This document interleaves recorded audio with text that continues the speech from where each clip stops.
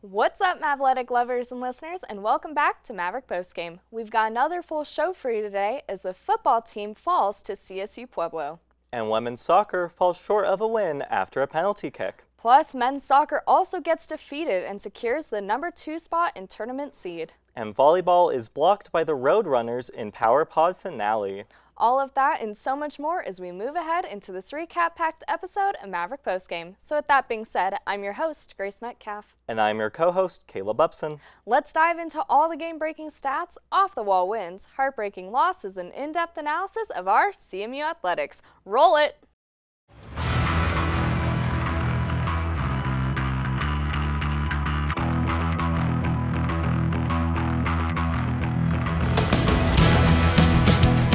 Hello everyone, once again I am Caleb Upson. And I'm Grace Metcalf. Let's hop right in and take a look at all the Mavtastic action that took place this week here at CMU.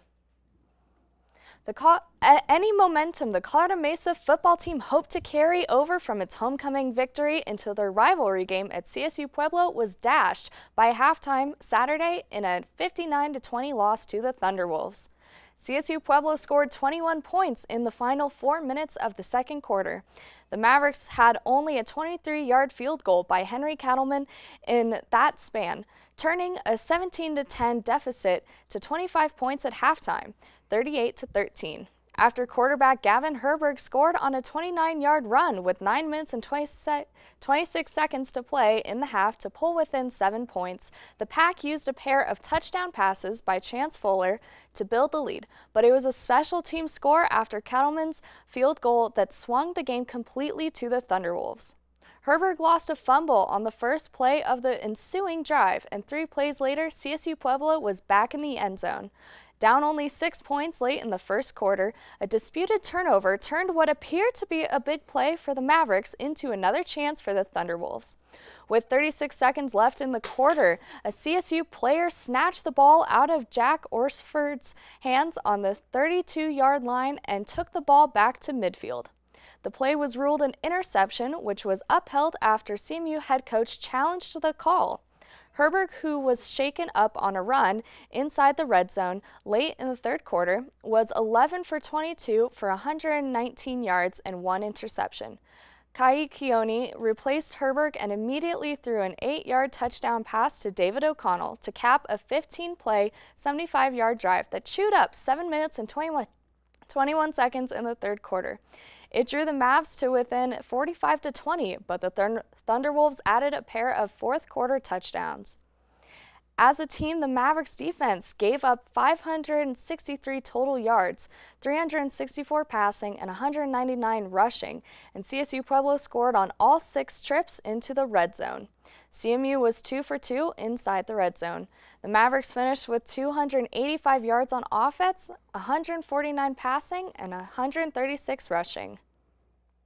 A second-half Regis penalty kick propelled Regis to a 1-0 win over the Colorado Mesa women's soccer program and spoiled the Mavericks' senior day on Sunday. Odessa Carrera had 4 shots and 3 shots on goal to lead the Mavericks offensively. Abby Fotheringham and Michaela Ecker took 3 shots each, with Ecker placing 2 attempts on target. Colorado Mesa had the majority of possession and offensive chances, but weren't able to string anything together for a legitimate chance in front of goal. The Mavericks outshot Regis 12-7 in the first half and 7-2 in the second half, but only placed 1 shot on goal past the 50th minute. The Mavs were tantalizingly close to an equalizer a couple times in the final minutes, but Abby Fotheringham's looping shot from distance skimmed over the crossbar, and Evelyn Hammer's 88th minute header went just wide. The Mavericks have now lost 3 games in a row after reeling off a program record 13-game unbeaten streak to begin the 2023 season. With the loss, the Mavs are 12-3-1 overall and 4th place at 7-3-1 in the RMAC standings. As a team, the Mavericks in total shot out the Rangers 19-9, with 8 of those being shots on the goal.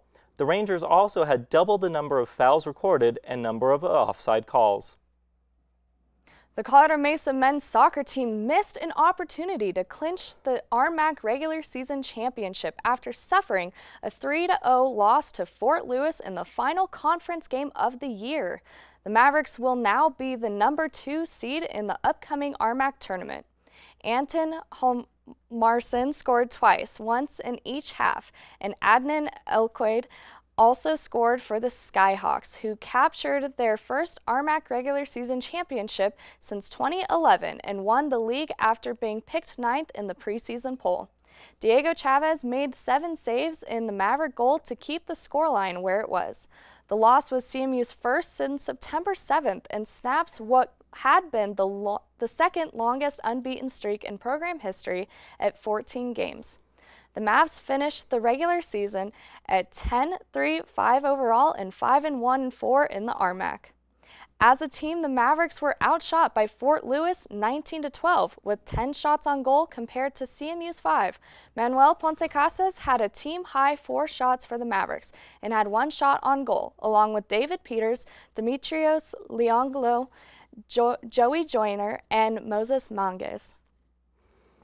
The Colorado Mesa women's volleyball team fell short from a win when junior hitters Riley Daughtery and Sydney Leffer each recorded 15 kills but could not consistently get past the MSU Denver block as the Roadrunners set a school record with 22 blocks in a 4-set win over the Mavericks on Saturday afternoon in a Rocky Mountain Athletic Conference Power Pod matchup.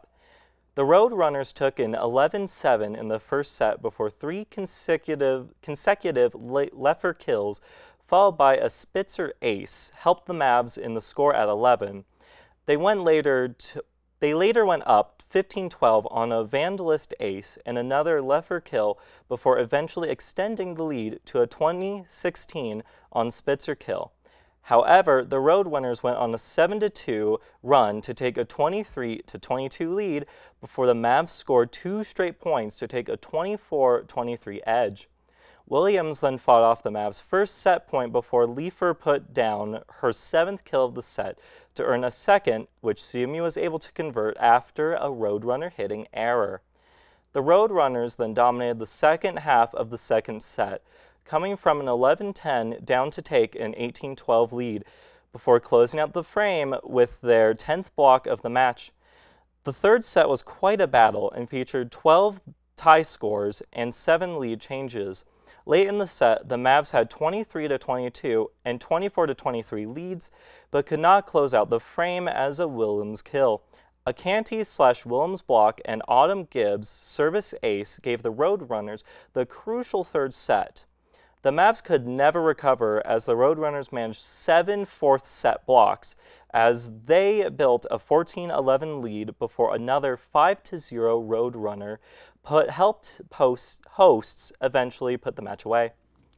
As a team, the Mavericks recorded just 3 blocks throughout the match and were held to a .102 team attack percentage. They also recorded a total of 50 kills and 167 attempts. Now that we have recapped some of the games, it's time to announce our Maverick of the Week. Our Maverick of the Week goes to Savannah Spitzer. Savannah was named the Rocky Mountain Athletic Conference Offensive Player of the Week. She tallied 7 blocks over the weekend, recording 5 in Friday's win over Regis as the Mavericks held the Rangers to a .156 attack percentage, far below their RMAC leading mark coming in. Spitzer then added 2 more blocks and had 3 service aces against MSU Denver. Offensively, she had 11 kills in that match after tallying 10 on .381 hitting in the win over Regis. Spitzer recorded 28 total points over the weekend. She leads the RMAC with her .389 attack percentage. Congratulations, Savannah, for your outstanding performance. You are our Maverick of the Week. We are now at the end of our show, and it is time for our closing statements. My closing thought is on our overall sports. So many were close to having RMAC championships, or were at least coming close. But for the most part, they all were closing out their regular season in good standings.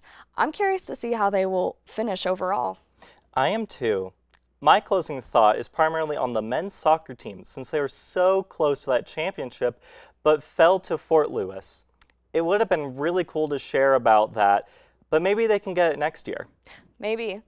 Now that we have wrapped up all the action from this week and given our closing thoughts, it is time to close the show. Thank you everyone so much for joining us this week on Maverick Postgame. I've been your host, Grace Metcalf. And I have been your co-host, Caleb Upson. Be sure to go check out our channel 62.2 for more games and updates. We'll catch you next week on an all-new recap-packed episode of Maverick Postgame. Stay safe, Mavs, study hard, go to a game or two, and of course, have yourselves a most amazing day.